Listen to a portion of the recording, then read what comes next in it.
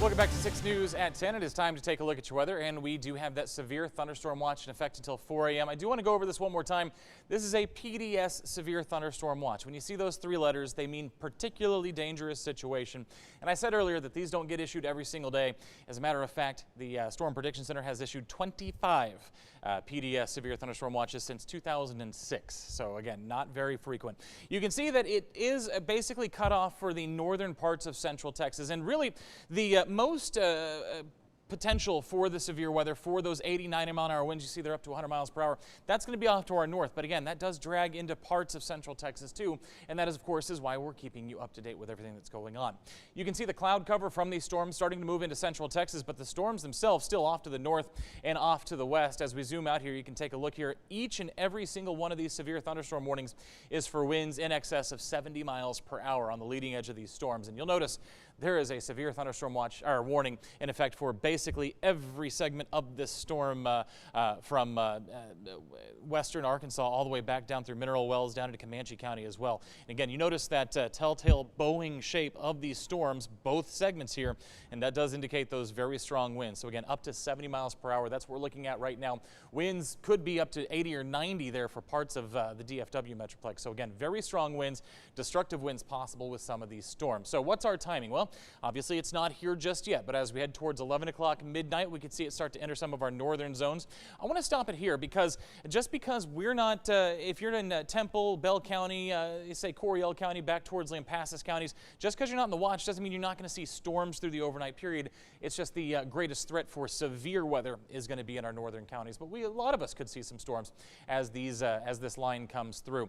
Going to look for potentially some redevelopment there towards tomorrow morning, but the closer and closer we get to tomorrow morning, we really start to take that severe threat out. So anything we see closer to daybreak, I wouldn't suspect would be necessarily severe for us. Maybe just a couple of showers, thunderstorms as you start off your Monday morning. So keep that in mind. Greatest severe threat is from now until about 4 a.m.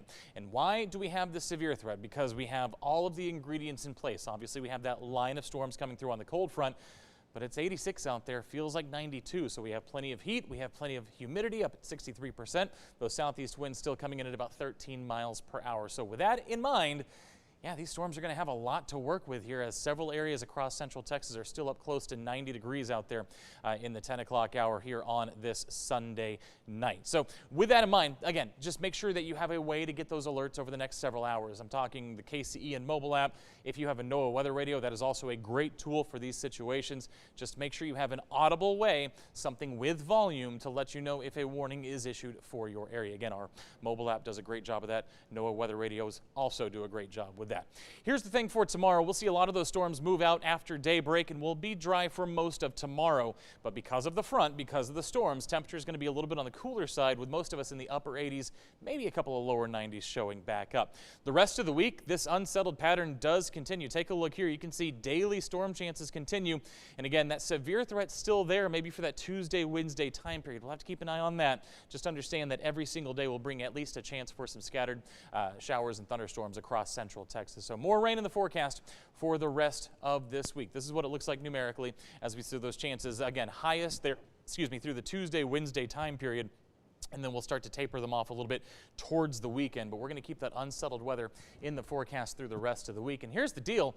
Yes, we could have severe weather at times, but obviously, one, we know we need the rain still, and two, it will keep temperatures in check, as you see most of us staying in the upper 80s, lower 90s for the rest of the week. Now, here's the deal. After the show tonight, we will have a live stream going as we always do. You can watch it live for free on our 6 Plus app, which, of course, you can download for free on your smart TV. You will also have the live stream going on KCENTV.com and our mobile app as well.